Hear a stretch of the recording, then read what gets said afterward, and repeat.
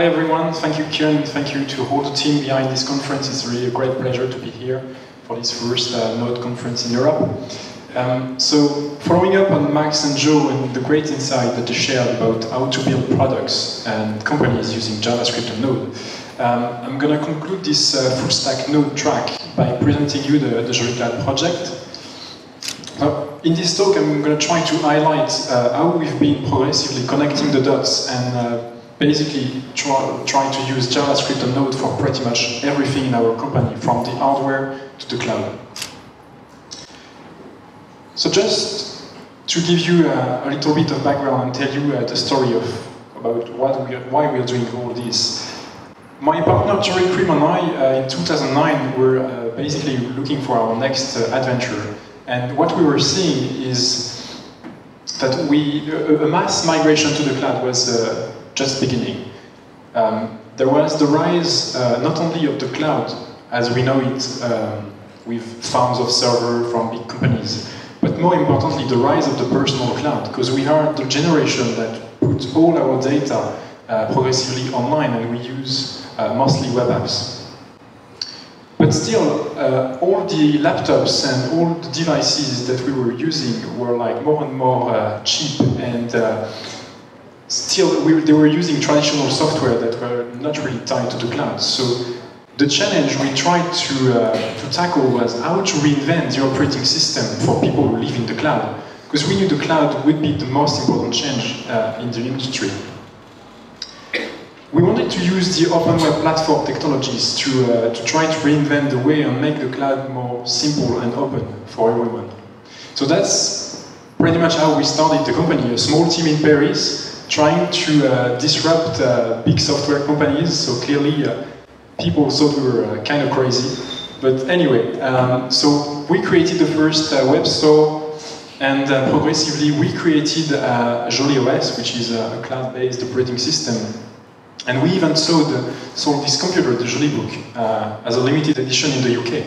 And still, our ambition was bigger than that, because when you live in the cloud, the OS actually needs to reside in the cloud as well, where your data is. Back to the technology, I played with Node in the early days, and I met Ryan Dow early 2010. And we had great discussion about the future and how Node could disrupt the way we think programming. And at the time, he was still the only committer on Node. And not long after, we started prototyping our platform and decided to go all the way with JavaScript on Node at Jolly Cloud.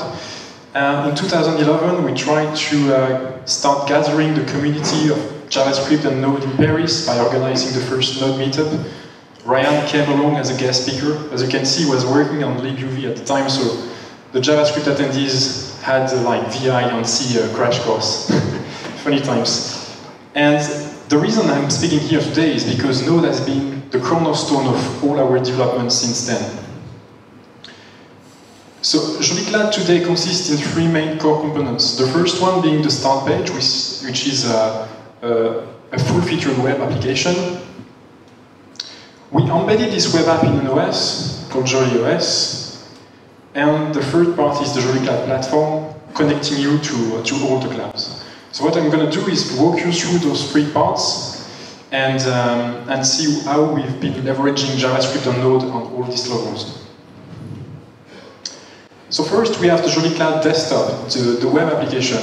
So without diving too much into the details, since this is more front-end oriented, early on, we've been pushing the boundaries of browsers and trying to use as many HTML5 APIs as possible to create the best user experience for our consumers.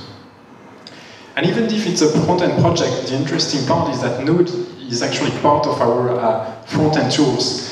And using Grunt, even if it's not like always the right approach, or we have Makefile and Jekfile for all these things, we found actually that Grunt helped our team to be more efficient and creative in terms of deployment of the front-end app. So obviously we've been able to reuse all the tasks created by the community for like JS linting, CSS minification, and so on. But we've also created some specific deployment tools on Node for Jolly Cloud. For instance, we created a task to produce Retina assets, so the app can look great on iPad and on Retina Mac Pros. We also created tasks for encoding images, so the small ones in base 64 and inline them directly in the style sheets. And we also created some tasks to generate app cache manifest, so the app can work offline. But a few others, like to precompile the client-side templates.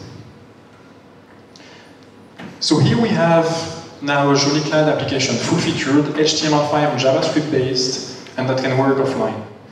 The next step for us has been to think about the way we use computers, because if we live in the cloud, we have all this legacy software on our machine that we no longer use. So why not just reinvent what we have and just keep what matters? So basically put directly to the cloud. But still, we wanted to leverage the local resources of the machine, because even if you have all your data and your web services online, you still want to access your computer. And for instance, if you plug external media, or if you want to like shut down or restart the machine. So how could we possibly do that? Because W3C is working to make the browser more capable with the device API, the device API working group. And there is as well Firefox and Google more recently that are trying to add new APIs inside the browsers. But on our side, we wanted to have something working and ship this to our consumer. So how did we do that? Here is how Jolly OS works. And the interesting thing is that we've been using the Chromium technology on Linux even before Chrome OS ever existed. So what we did is we took Chromium, on top of the Linux kernel, the early dev builds that we compiled, and the most interesting part of this was the WebSocket protocol that just arrived in the browser. With the WebSocket protocol, we could establish a bidirectional communication between the web app, the front end, and the hardware. So what we did is that we wrote all these APIs to access the file system, devices, the apps, the session, and on top of them all, we created the WebSocket server so we can interact from the JS app. At the beginning, Node was not even out there when we started, so we used Python and C for most of the APIs. But then when Chris Williams, the founder of JSConf, created Node serial port, a whole new range of possibilities started to come from Node, because we could actually interact with the hardware. And you saw Michael this morning talking about the flying robots. So we went back to the drawing board and was like, is it really possible to use JavaScript on Node even on the computer? And the answer is yes. And to go further, what we did is, inside the front-end application, in order to abstract the WebSocket protocol and not have to dive into low-level stuff, we created an API to both send command and subscribe to events happening on the computer. So for instance, you could just have a function to shut down or restart the machine, and on the other end, you could like subscribe to events to be notified when a USB key is plugged, for instance, and right away you would have the signal in the browser. So what I'm going to do here is I'm going to try to do a little demo, if the Wi-Fi is working properly. So here I have the Jolly Cloud desktop, and what I did is I just passed a parameter with the IP address of this computer here, that has an experimental build of Jolly OS with like running Node. And I have here a USB key.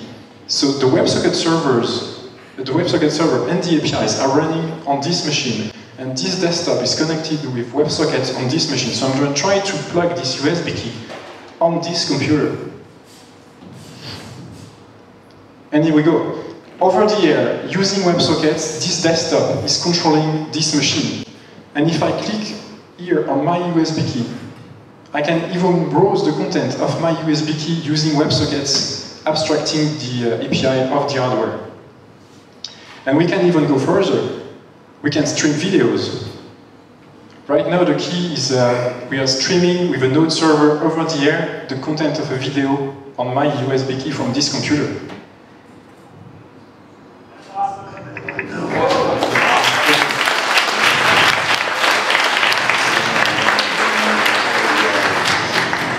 Thank you. cool movie, by the way. Here we go. And we can go further. If you have a look at the computer from here, I can even remotely shut it down. I don't want to do the updates. Just shut it down right away.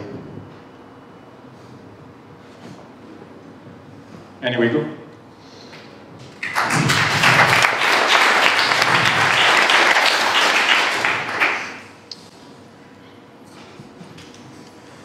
So, a few days ago, Alex Sexton coined the term of polyfill for when we try to do polyfill for APIs that don't exist yet, and that's pretty much what we've been doing here, trying to define an API in the browser that's abstracting the low-level layers on the hardware. So here we have now an HTML5 app running offline, and an OS that puts directly to the cloud to this app, bridging the gap between the HTML5 app and the local resources of the machine. And what's cool with that is that we've had a lot of success with kids in education and schools. Lots of schools actually told us that they installed this OS to teach kids programming and so on, so that's really cool. But for us, we wanted to go further, because if we live in the cloud and if all our data lives in the cloud, it also means that the OS has to reside in the cloud. So that's what we're trying to do with the first part, with the Jolly Cloud platform, trying to bridge and to bring the clouds together so we can create the tools of freedom for the users, because our life online is fragmented. So this is the architecture of our platform. It's entirely based on Node from the ground up. So we have a caching system talking to Redis. Then we have, on top of that, an API. The API is mostly based on top of Express and Connect. It's a JSON API. On top of that, we have many platform internals that are talking to MongoDB. We have also a system for notifications to Apple and Google and emails. So I have to admit that at the beginning, when we started this project, the interaction between the platform and MongoDB was pretty hard, because we were using Mongoose and under the hood the MongoDB native driver. But at the time, it wasn't supporting the replica sets, for instance. So when we moved to production, it was quite hard. And it was also really hard to simulate the failovers and so on. But fortunately, things have been improving over time, so it's quite good now. The only part of the platform internals that we had to move out of Node was an image proxy that was responsible of scaling, resizing, cropping images, and clearly Node was not made for that. But still, we tried to have all our stack in JavaScript, but we knew it wouldn't scale, so that's the only piece we moved out of Node. And then we have the Jolly Cloud modules, which is one of the most interesting parts. To talk to every single cloud, we try to use a modular approach to link to Facebook, Picasa, Google Drive, and the whole range of cloud services that we are using nowadays. We've abstracted a few helpers and some tools so that every single module could be as tiny as possible. And what I'd like to show you now is a quick move to Cloud9 here to show you how we've been integrating SoundCloud inside Jolly Cloud. So here is our package.json file, really basic, nothing fancy. Here we have in the dependencies the Jolly Cloud module, which is where we've abstracted all our helpers to create some modules for Jolly Cloud. In SoundCloud.js here we have a sample API client. We're requiring our Jolly Cloud module that's exposing the host to an authentication method. We have here a constructor. So we are just creating a consumer with the proper URLs to the SoundCloud API. At the very bottom of this file, we have this function called request that is interacting with the SoundCloud API. So it's handling the paginations and different parameters, and that's pretty much where the SoundCloud API logic resides. So we have like data parsing, okay, really tiny, really easy. And we're just exposing the SoundCloud function here.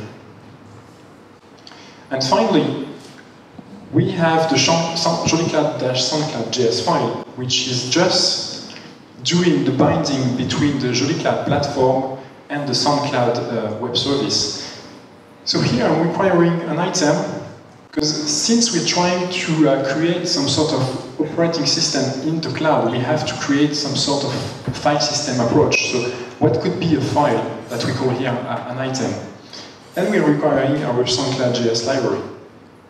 At the very bottom, we have something really easy to simply link Joliclad and SoundCloud account, just mapping some user data and linking with our function on the consumer. On top of the file, we have here a function called mapTrack, simply to create, as it sounds, a mapping between a track on SoundCloud and the Joliclad item. So here it's an item, so it's a kind of music. We have a few parameters, a few attributes here, like URL, source, ID, name, description, really easy. A set of images, an author, and the embed URL. And that's pretty much it. So, wrote it quickly before the conference, and now we can go back to the actual product to see how it looks. So here I'm inside SoundCloud. I can see my stream now, I can see my favorites, and if I start typing on file, here we go. Little CSS tree praising us here to play the files. And here we go, that's basically to integrate SoundCloud inside Joliclad.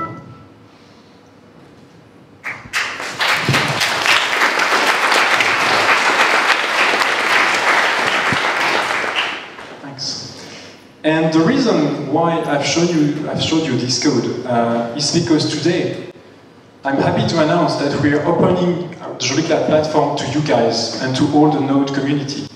What it means is that everyone will be able to write its own Node module for the Joliclad platform, and will be able to embed them and let the cloud more open, basically. So we're just getting started here. We just launched developers.joliclad.com. And over the next few weeks, the plan is to open source all our modules, as well as publishing some documentation. But as you've seen, it's going to be really easy to write a module, just like 100 or 200 max lines of JS. And in the second time, what we also want to do is to open up the whole API that lets you access all the clouds at once, and that we are using to create our Joliclad HTML5 desktop. So, to recap quickly, we've been able to create with JavaScript a full-featured HTML5 app that works offline. Then, using Node and WebSocket protocol and JavaScript, we have an OS that boots directly to the cloud, so that basically remove all the constraints from the old world of the operating system. You just go directly to the cloud in a few seconds. And then we have a Node stack to create some sort of operating system that lives in the cloud and bringing all the clouds together, and that's what enables you to have all your clouds in one place. So, based on that, I think when Brandon and I say always based on JavaScript, that's pretty much the motto we've been following at Joliclad since the beginning, using JavaScript everywhere to create, from the hardware to the cloud and the front end, obviously, everything we've been doing. And to conclude, I want to thank you all for all the modules and the vibrant community that we all have, because without all the contributions of everyone, we wouldn't have been able to create those cool consumer products. So Node is really paving the way towards a new way of thinking, a new way of programming, and I think it's great to be part of this constantly evolving ecosystem. And yeah, I hope this talk will inspire you, create great stuff in Node, in JavaScript, and to create beautiful consumer products.